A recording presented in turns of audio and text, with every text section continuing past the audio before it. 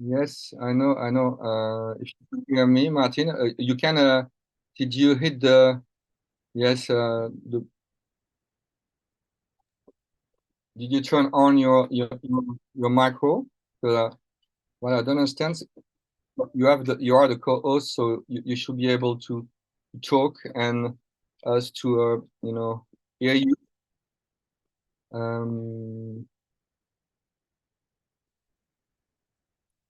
Well.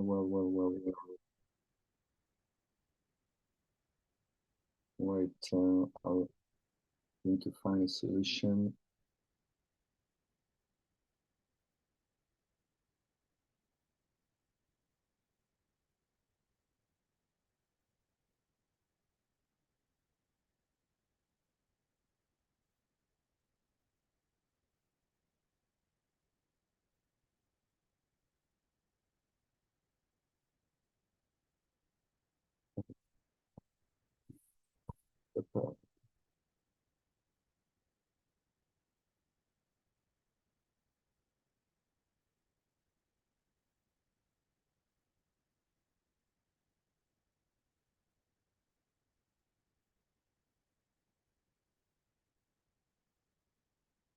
So Martin, can you turn on your micro? It should work now. Can you try?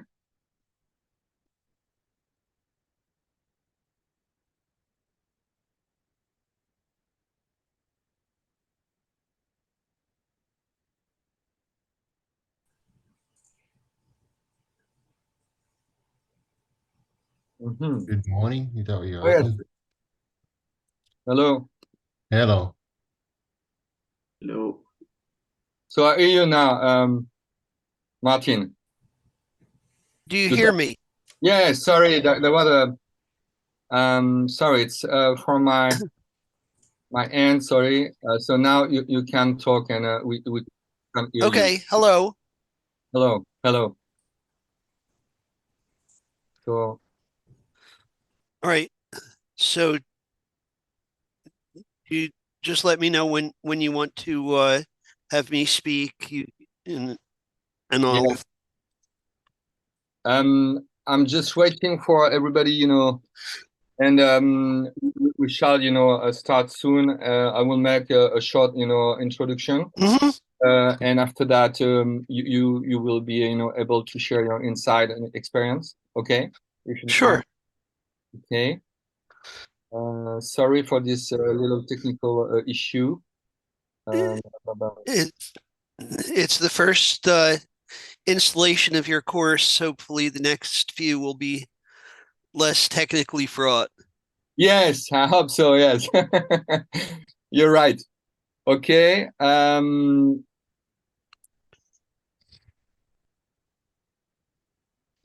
So I'm going to deactivate the noise. Okay, but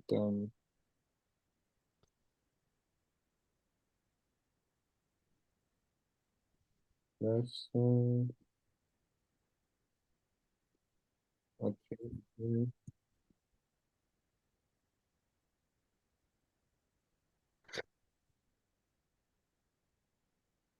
Mhm.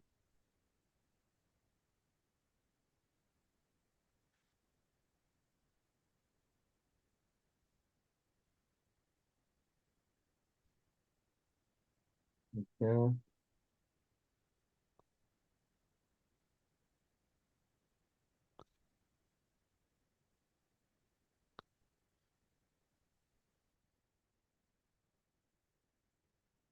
Martin, you can turn on. So it's in order not to hear Okay. people Right. entering. Yeah. Okay, I'm going to start, but every time someone is entering the It meeting, will. it makes a noise. So I don't want Yeah. you to be disturbed.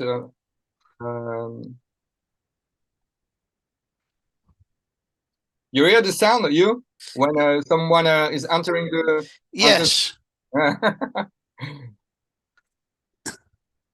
Well, with hundreds of participants, No, no, not hundreds. I think we are supposed to be a little more than 100 people.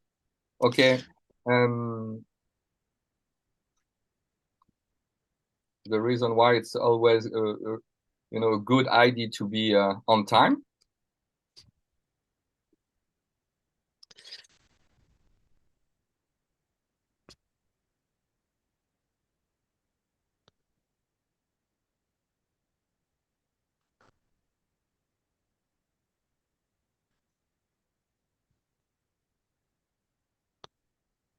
Yes, you can hear both of us. Okay.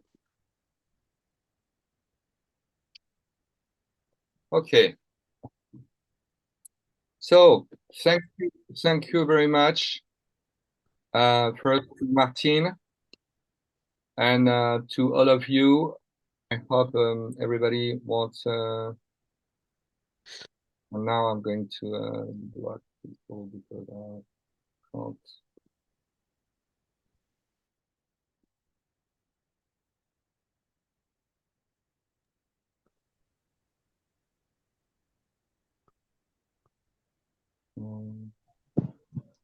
Hello. Hello.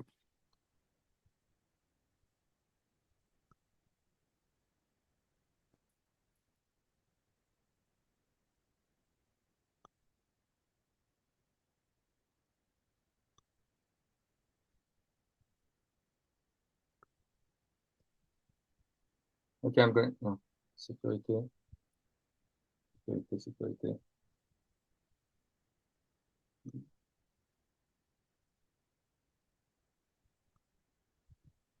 So I'm going to lock the meeting room now because late and we're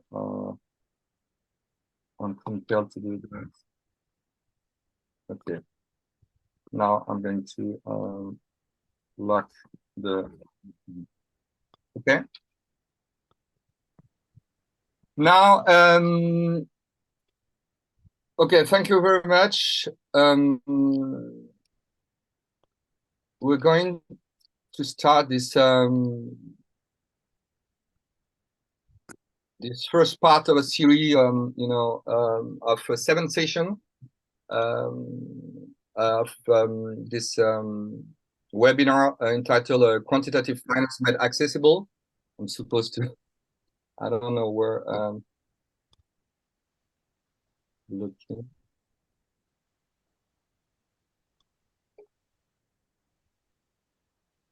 Okay.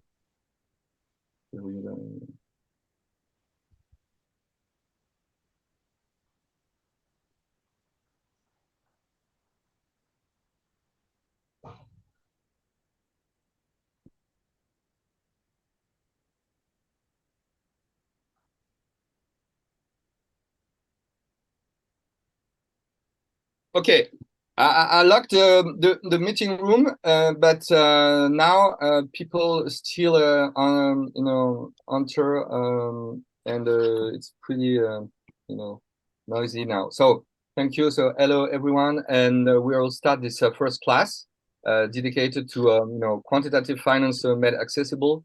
Well, as I explained on LinkedIn. Those will be virtual classes on various topics related to quantitative finance and with a more an intuitive approach to the models behind the models behind the complex mathematical formula. So I will try to make that the intuitive way, and in order to also to illustrate with a real practitioner, I will try to invite guest speaker like today Martin Goldberg, who generously accepted to share his insight and experience as a quant in the risk management part of this broad world. Okay. And I noticed, reviewing the questionnaire you filled before signing up, that in fact that there was a recurring request for a better understanding of the link between theoretical models and the practical application that can be made of them. So people sometimes, you know, they have, you know, a master's degree in finance, mathematics applied to finance, and since they are they need to still to make the bridge between, you know, the theory and the practice. So it's why I wanted Martin to really to share his insight, and I know that he's able to make you know, complicated things simple. So I think it's a good fit for all of us. And finally, as the level of you know, the knowledge and professionalism of you know, the audience is very heterogeneous, and I will try to also to remain relatively again practical. There are people, you know, entering the quant world, others who are already, you know, a practitioner, and so I will try to be in the middle, so that I can you know, answer to your question and to your you know, expectation. Okay. Before you know, each session, you be worried to look at the program, so that you are not, you know, disappointed, and because we will you know, religiously follow the topics that are you know, programmed. Okay. So first, let's take a, you know, quick look at the agenda for this session.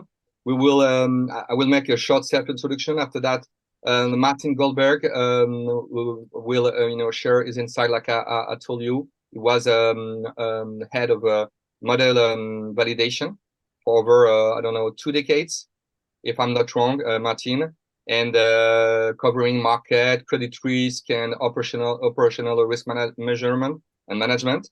After that, we will you know, talk about the role of quantitative methods in finance, and the importance of mathematical modeling in many different, you know, I would say domains, like you know, portfolio management, risk management, trading, and many even you know, behavioral finance. There are many topics where you know, models can be applied, and we will finish end the session with a mini case study, which basically will consist in, you know, going through a job offer on e-financial career, so that you can, you know, see what you know, a hedge fund can expect, for example, can expect from you, both in you know, relating to your the soft skills and you know, hard skills. Okay. So a little you know, a little introduction. First, what is a quantitative finance? Basically, quantitative finance refers to the application of mathematical and statistical methods to financial markets and securities. Okay, it involves the use of quantitative techniques and computational models. Maybe you know, Martin will talk about that later, to analyze financial data, manage risk, optimize portfolio, and develop trading strategies. Okay, and there are key concepts which include derivatives, pricing, risk management, again, statistical analysis, on algorithmic trading.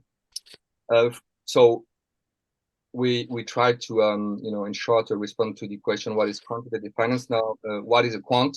A quant is a professional in the field of finance, who in fact is specialized in the use of mathematical models, like I said before, and statistical techniques for different purposes.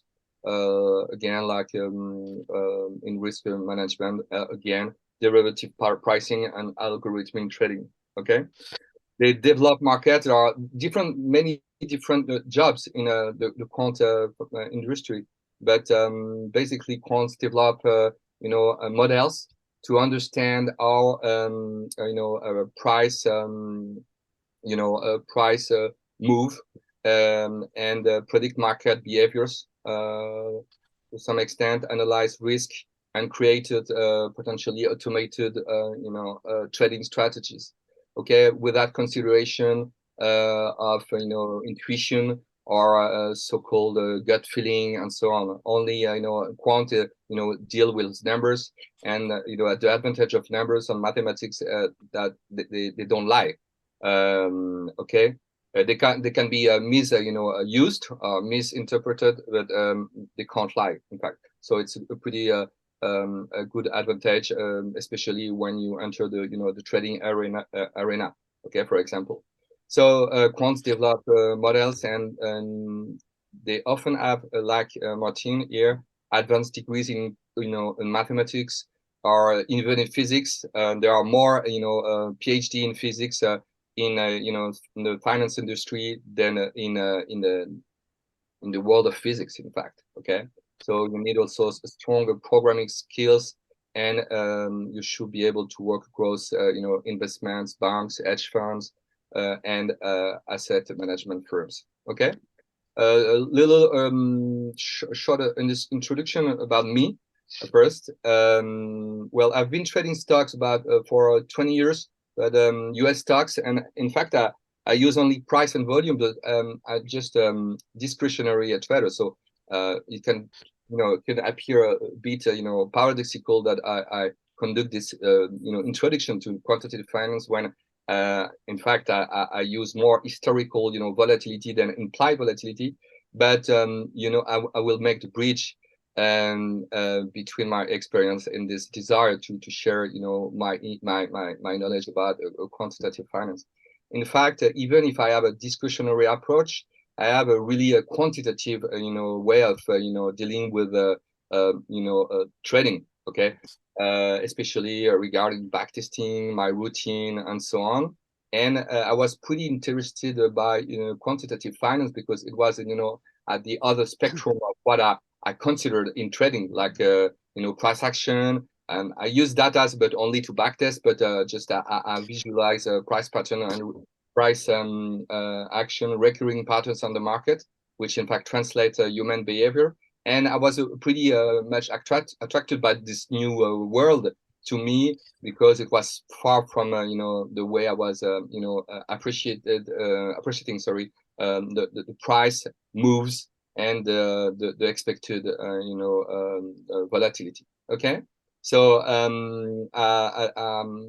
the bridge was meant because I am naturally because I started to help a financial institution and commodity producers and consumers to hedge their currency, interest rate, and commodity risk. Okay, so I have to deal with derivatives, valuation, like the use of swaps, forwards, options, and so on, in a very practical way. But without this, Brownian motion, stochastic calculus part, or the need for that, and I was a bit intrigued, and I wanted to get deeper into this field. So without being a real practitioner, so Martin is here to to illustrate this world in a very practical way. Okay, so I'm going to now hand over to our guest Martin Goldberg, who is a seasoned professional in the field of quantitative finance,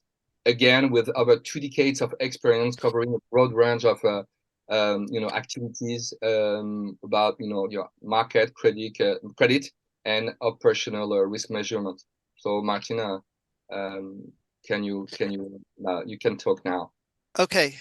Hello, everyone. I'm Martin Goldberg. I was asked to speak on careers in quantitative finance. First, let me sort of define quantitative finance, extending a bit what Florian just said. Most of my experience is in model validation. That the key to model validation is a quote from a statistician called George Box. The quote is, "All models are wrong. The practical question is, how wrong do they have to be to stop being useful?" So in fact, the market does not follow any model. The market is just human behavior, and we can model it approximately using all sorts of mathematical and statistical techniques. In fact, it's what's going on inside the traders' heads or inside the people who program the computer trading programs, like for high frequency trading, where the typical time between buying and selling something is in milliseconds. There's no humans involved in the actual trading. but the programs that are doing that trading are programmed by humans, and so it too mirrors human behavior. So quantitative finance is this attempt to mathematically model human behavior. One of the complications is that because the people there can react to what other people are doing, the simpler models that maybe used to work can stop working because people have figured out a way around them. So that there's somewhat of an arms race where it gets more and more complicated. One of the reason there are so many diverse mathematical and statistical techniques is because quantitative finance tends to pay better than if you stayed in physics or math. And so a lot of people move into it. And every time someone moves from some advanced field into finance, they bring their toolkit with them. A perfect example is what's called adjoint algorithmic differentiation, which is a way of computing the hedging parameters for an option much faster than if you just did it by brute force.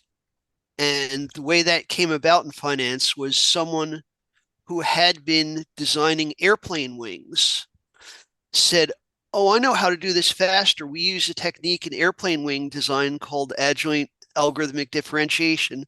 I can use that for options." And now most places use that for options. And this sort of bringing things in from physics or engineering of various sorts or mathematics of various sorts is the rule rather than the exception. My PhD is in quantum mechanics. So there are some quantum mechanical things I brought in as part of my toolkit. And an important thing when you're in quantitative finance, because it's changing and people are introducing new ideas, is to always keep learning the new things, that you don't want to ever get stale. So I was asked to speak on careers in quantitative finance. I've had a few, so I can speak to some of them. The first rule in getting a career in quantitative finance, if you're not already in the field, is to not be too fussy. Decide on what really is important to you, pick your battles, and other than that, take what you can get. It's far easier to change jobs once you're in the field than it is to break into the field initially. After I got my PhD, I worked as a programmer for 4 years while trying to get a quant job. At my first quant interview, and this was while I was still writing my PhD thesis, on like the third round of interviews, the hiring manager at Goldman asked how they could be sure I was not just going to run back to chemistry as soon as there was better funding. That was 40 years ago. They will not ask any such question now because everyone wants into finance. There aren't that many people leaving to go back into pure science. My first quant job was helping find investments with the maturity of 2 weeks or less for an insurer's cash management traders. My second quant job was mainly pricing exotic options.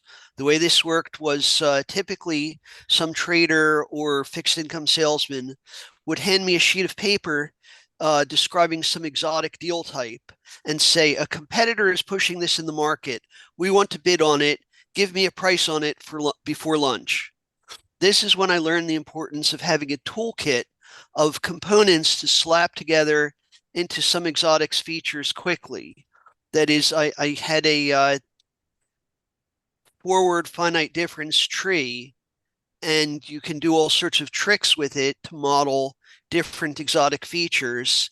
And I learned how to do that before lunch. And then I was thrown into risk management because of a merger. And suddenly I was market risk manager for the US government securities, which they call govies desk, and the muni desk meaning US municipal securities. My fondest memory of that is I prepared a proposed set of desk trading limits. And on this trading limits, I put you can't trade these sorts of exotics. Remember, I just come off being pricing exotics. The head trader said, we don't even know what these things are. And I said, well, if you don't know what they are, you shouldn't be trading them. And then the Basel value at risk rules came out, and I worked on value at risk and economic capital for about 8 years at 2 different firms. And then one day, my manager turned to me in the elevator and said, Martin, would you like to be head of model validation? And I said, okay. And so I was head of model validation at Citi. And then after that, I was head of model validation at Standard & Poor's, and for a while, head of model validation at the Chicago Mercantile Exchange. And then I was building probability of default models in Python at Bloomberg for a few years. At the moment, I'm co-writing a book on model validation. So my point in all this is that the particular job you wind up is as much luck of the draw or just blundering into something as it is a careful targeted search. Don't be too choosy. The job that's not quite what you want is better than nothing. A less than perfect job is stochastically first order dominant over unemployment. In Florian's course, you'll hear about various types of quantitative techniques. Quant jobs can be thought of as divided into 3 main types of employer, which we call the sell side, the buy side, and fintechs. Sell side means banks and other market makers who don't really hold on to much inventory, but act as intermediaries between buyers and sellers and will make markets. Buy-side firms, on the other hand, are not primarily market makers, although sometimes they wind up being market makers accidentally. But they seek to profit from proprietary trading, meaning they use their own money to try to buy low and sell high. On the buy side, there's different frequencies, what they call high-frequency traders, who typically sell within milliseconds of when they buy. Medium frequency traders, like day traders, who typically try to not have any positions overnight, and then longer term investors in mutual funds and investment managers. A life on the extreme end, a life insurer who, remember, takes in a premium every month or every quarter, every year, and then only pays out when the policyholder dies. So their investment horizon might be decades long, which is sort of the exact opposite of the high frequency traders who want to get out of their position within a few milliseconds. Fintechs, the third category, typically doesn't have any positions in any market, but will facilitate the market by, say, selling software, selling expertise, being advisors, or providing a trading venue like an exchange. So now focusing on sell-side model validation. What the point of model validation is to have an effective challenge of, is this model useful for its intended purpose?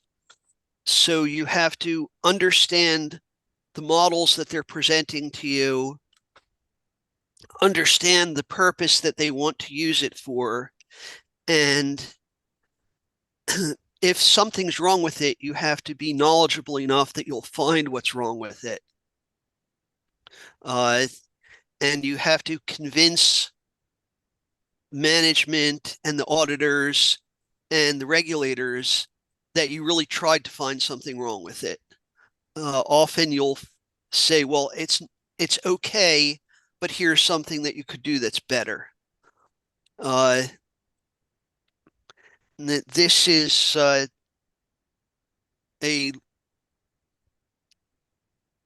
long-term investment in learning new things, because if you want to have a chance of finding something better, you have to know what's out there that might be better and that means keeping up with literature and keeping up with new developments in both the techniques that have been developed and in what's happening in the market. That is, if your mathematical model doesn't reproduce what's happening in the market, it's wrong and you can't use it. Unless you're a proprietary trader, in which case you might think that your mathematical model is right and the market is wrong, but will eventually come around to your view. And so you place your bet now while the market is wrong. And then if you were right, the market will come around to it eventually, and then you can sell it at a profit. So in model validation and probably in all other quant jobs, the field changes over time. So my final advice is to remember that much of what you learn today will be obsolete in 10 years, and some of it you'll just forget. So my point is to be sure to keep up with new developments and learn new things faster than you forget the old ones. So any questions for me?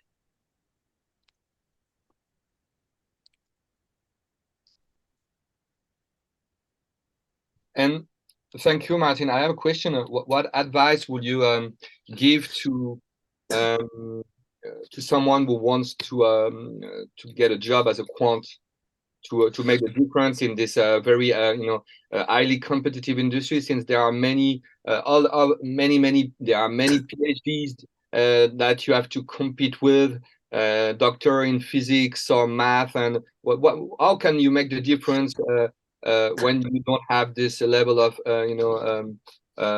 academy, you know? All right. Well,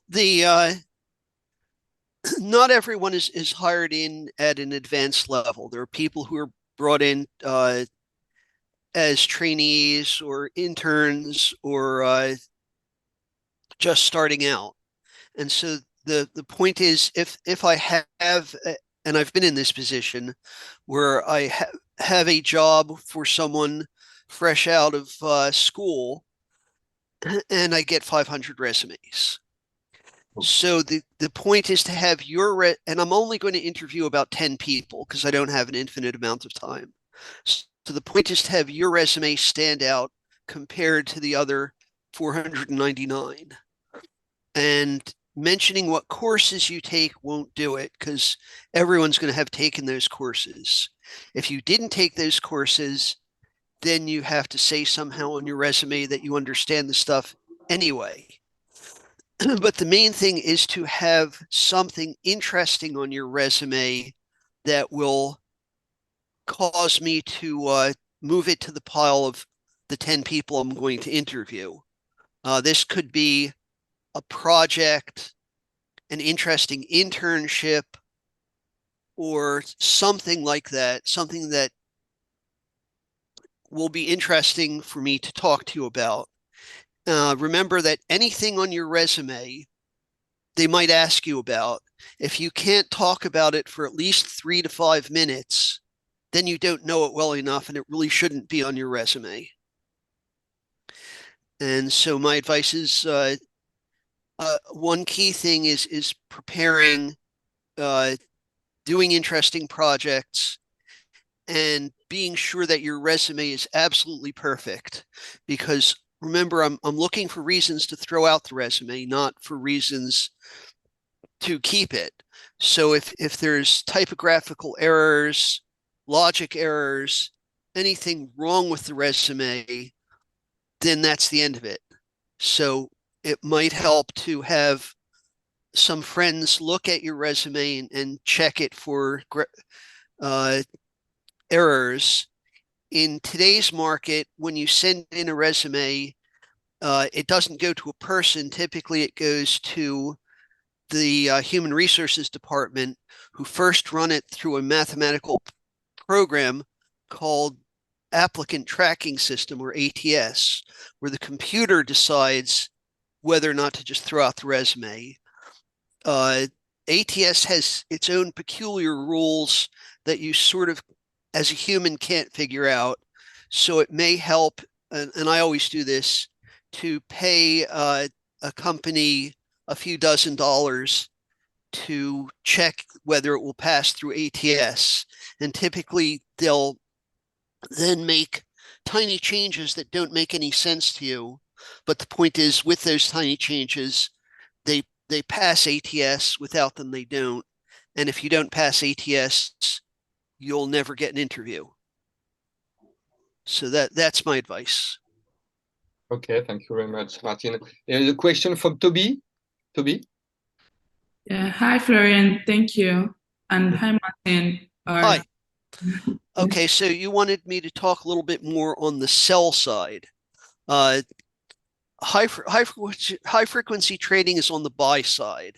That is, they're using their own money to buy things and then sell them right away. High frequency trading is this very specialized field where you spend an enormous amount of money to buy a slot for your computer that's physically as close as possible to the exchange where the trades are happening, typically like in the same building or just across the street, because the speed at which your buy or sell order travels to the exchange is a significant fraction of the time that you're waiting for that. If your order comes in a microsecond too late, you don't get that trade. So high frequency trading spends enormous amounts of money, and the exchanges make a lot of money off this, of letting you have a computer with a cable that's short and goes straight to the exchange. There's one exchange whose only reason for existence is that in order to make things more fair, their cables, instead of being really short, are miles and miles long, so no one can trade that quickly. The buy side, which I haven't done much on, is these people using their own money. The sell side is more like banks, which don't use a whole lot of their own money. They use other people's money and will help people with their investments, but the bank's money really isn't in that investment much. Banks are typically very leveraged, meaning that for every dollar they have of their own money, they have $8 or $10 or $20 of other people's money in what they're doing. And they try not to have positions for very long, except for the ones that they have to have. So it's a very different idea of getting other people to do trades through them, or for them to come up with these exotic options to try to pitch to people to buy. They typically don't really buy exotic options off each other, except indirectly, where a trader from one sell side institution will, on behalf of a client, buy an exotic option from a trader at a different financial institution who's doing it on behalf of another client. So you have these, it sort of looks, if you don't look too closely, like the sell side institutions are trading with each other, but in fact, they're doing it on behalf of clients. And those clients are going to be buy side type institutions or buy side individual traders. Your question is, how would you advise? Okay, so the advice about how do junior quants to go about networking. One of the things is finding a job is hard. Your chance of finding a job doing any one thing is small, so you have to do a lot of things. One way of networking is to go to conferences. There are a lot of quant after work type conferences, and go to them, and the people that are more senior quants are more than willing to talk to at these conferences. Another thing is, if you have a particular more senior quant that you really want to talk to, essentially all of them eat lunch. If you invite them out to lunch, they will probably accept. And then you can go talk to them. Hi, Martin. Yeah. I hope you're doing well. Name's Almedi. I just had a quick question that I think slipped through the cracks, but the term quant, I think we all know is a bit overloaded, depending on the role. And it could be quant developer, you could be a quant analyst, you could be a quant researcher, you could be a risk quant where all you do is model validation, I think, like most of your career, but are not necessarily researching strategies or anything of that sort.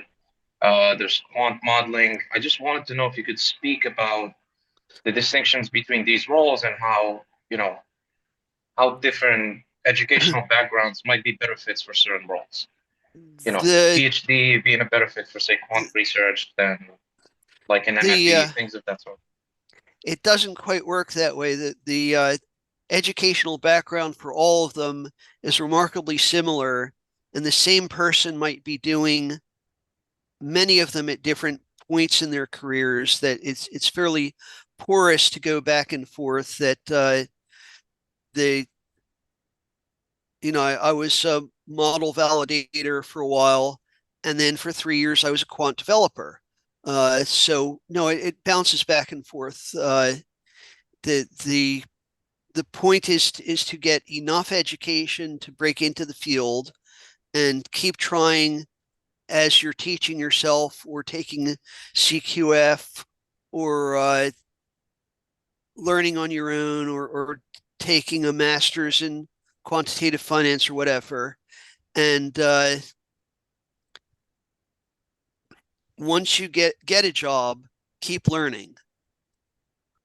And if the job roles, there's a question here, what job roles should one target if you want to get into quant finance if you're freshly graduated from university? And the answer is all of them.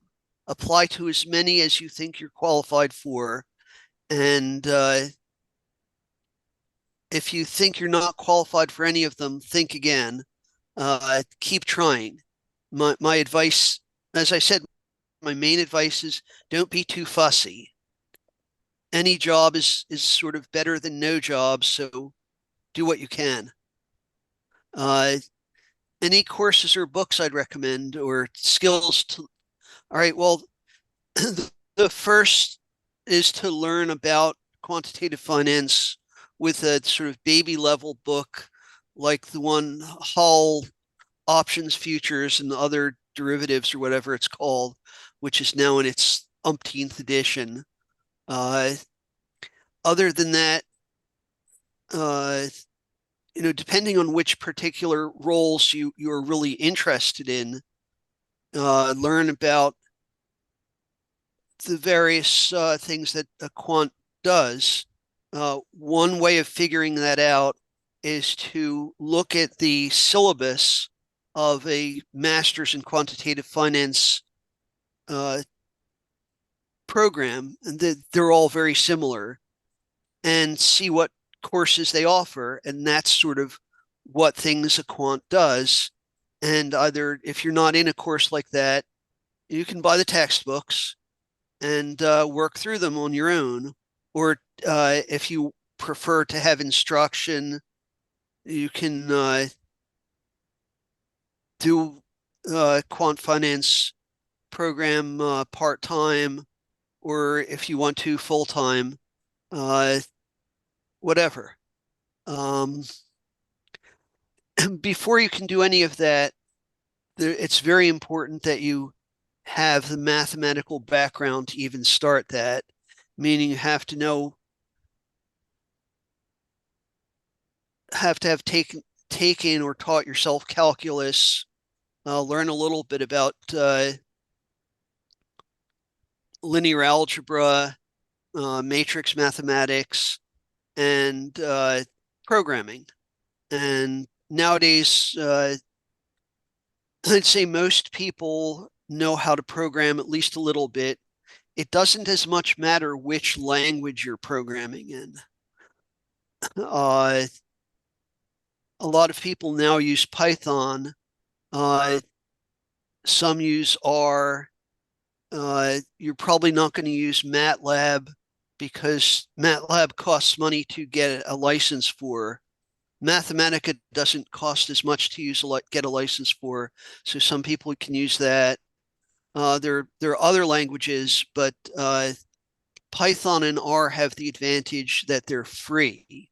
C++ is also free, and so I'd say one of those three languages is probably the one to learn if you're going to choose a particular one.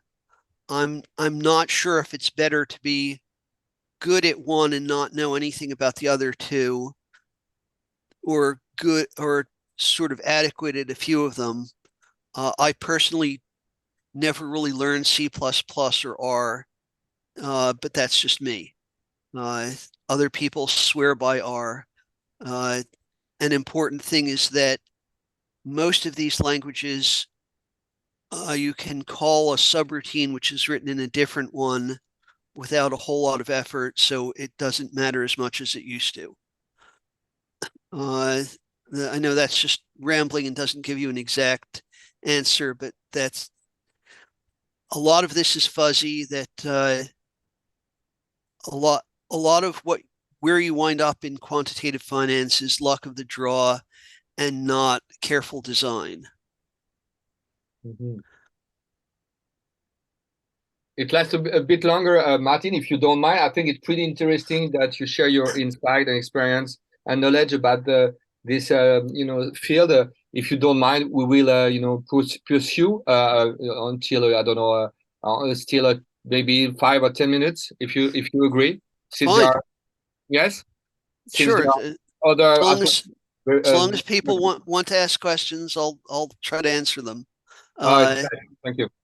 Is it more important to master programming language, finance domain knowledge? Both are important. That if you're okay, what typically happens in a fintech, like when I was at Bloomberg, I would write a program in Python, which was required the domain knowledge and the mathematical knowledge, but Python programs are a lot slower than what Bloomberg needed. Bloomberg had rules about when you hit the button on the Bloomberg screen, you have to get the answer within a certain number of milliseconds. So there was an engineering team, which was a lot better of programmers than I'll ever be, but didn't necessarily know the field or the mathematical techniques.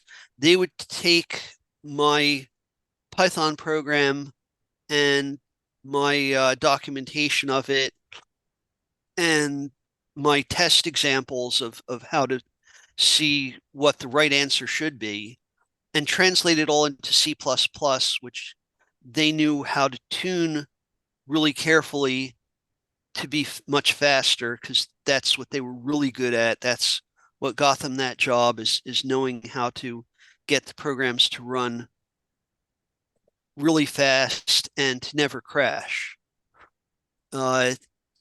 So that's being a quant or a quant developer or whatever.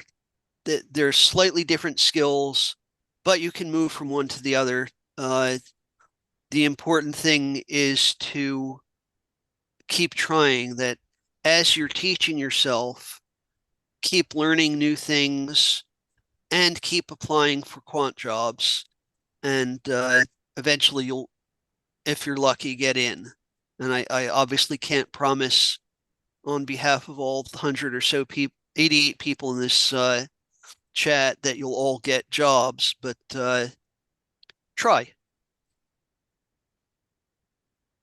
And suggest a book which has end-to-end concepts. The whole book sort of has end-to-end concepts, but isn't all that clear about any of them. There's any number of books. Would I recommend pursuing a master's degree? It depends. It depends on how you feel about learning on your own compared to being taught. If you're not comfortable learning on your own, then taking a master's degree, which remember will take you out of the job market for a year and a half. So that's a big downside. And it typically costs quite a bit of money, which is another downside.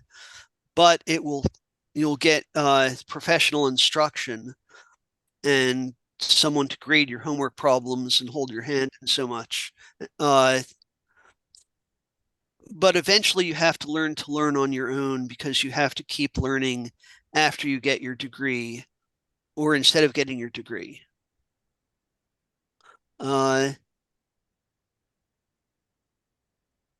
What's the best way to find quant projects?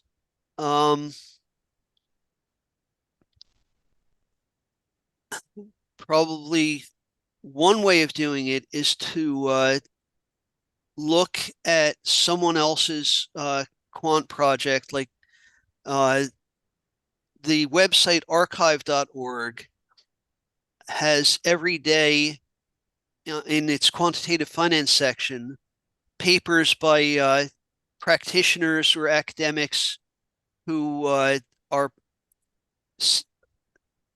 just did something that they're publishing that eventually will get into some actual publication or maybe not. But take one of those that seems really interesting and program it up. That's one way of doing it. Very interesting question, I think. What do I think about a CQF compared to a master's degree? They're probably both valuable. I'd say a lot of it just depends on the tastes of the individual hiring manager, and you can't know that in advance because you're going to be applying to a whole lot of jobs, some of whom prefer the stamp of approval that some university gave you a master's degree, and others prefer the initiative that you studied for CQF on your own and didn't take yourself out of the job market for a year and a half. So it's there's no good answer. It's just luck of the draw, really. Although people who run master's degree programs would disagree with me, and I'm sure the people who administer the CQF would disagree with me. It's a practical, assessment. Okay. Martin, it's arxiv.org. It's the reason the World Wide Web was invented, more or less, is that particular site. That is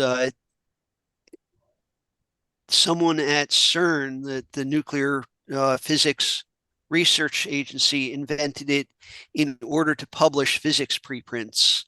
And the publisher of physics preprints now is that site. So it's not the reason it was funded. It was funded because CERN's telephone book, which they had to send to every academic member, which they had dozens of institutions, and the phone book was like 1,000 pages, so it was really expensive to mail. But then when someone showed them the World Wide Web and the physics preprint was their phone book, they suddenly didn't have to spend any money on postage. So they gave Ginsburg tons of money. Here, develop it so we don't have to spend all that money on postage. Okay.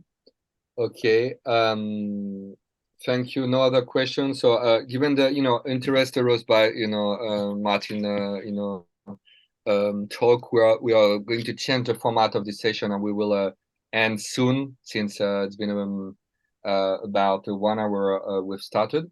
But it's pretty interesting. So we will finish maybe with one or more question, if you don't mind.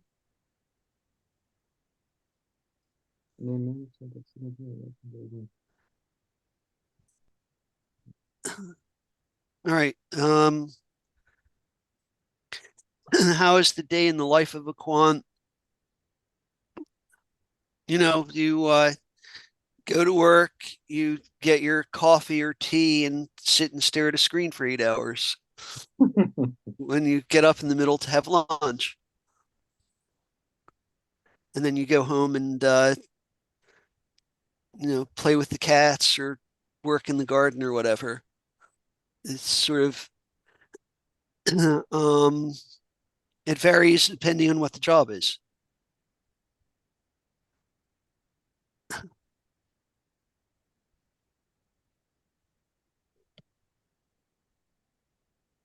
Your view on Okay, machine learning is because all models are wrong, machine learning doesn't even try to be right. It just says, here's all the data. I'll crunch it together in some way that may not even make any sense to a human and try to come up with something that matches the data. And that's a perfectly valid approach. Sometimes it works better than the usual ones. Sometimes it doesn't work as well. It depends on the particular problem at hand. Artificial intelligence, I'm not convinced it exists. A saying I saw about it is that machine learning is usually written in Python and artificial intelligence is usually written with PowerPoint slides. Because there's sort of no there. Okay, maybe a last question because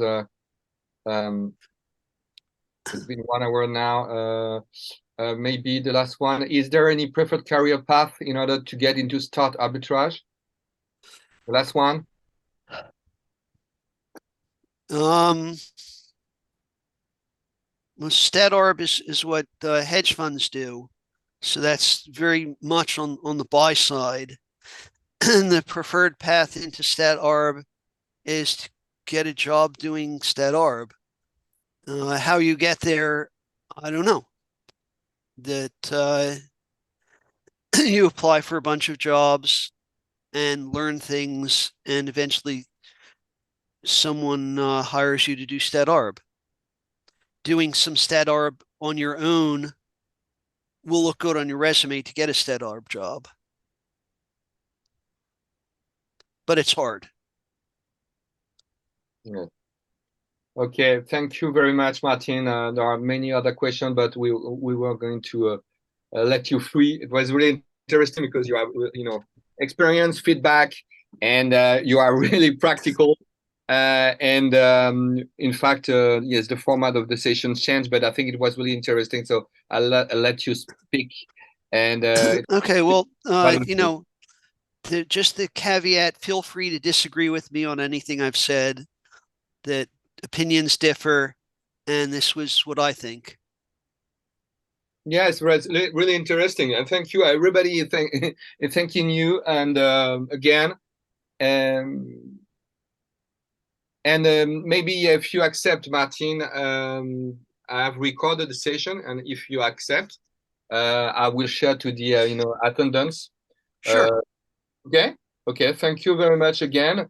And next week, be on time because we have guest speaker and they share their insights for free, and it's time for them, so we have to respect that. So be on time because that's one thing that you will have to learn. If you're going for a interview for a quant job, if you're not on time, you don't get the job. You probably don't even get to go to the interview. So be on time. It's really important. I won't disagree with you on that point, Martin, and another one. So yes, right. And next week we will talk about stochastic process and Brownian motion, and thank you again, Martin, and maybe see you again. Okay. Thank you very much, and thank you to all of you, and maybe I will see you next week. Okay. Thank you. You're welcome.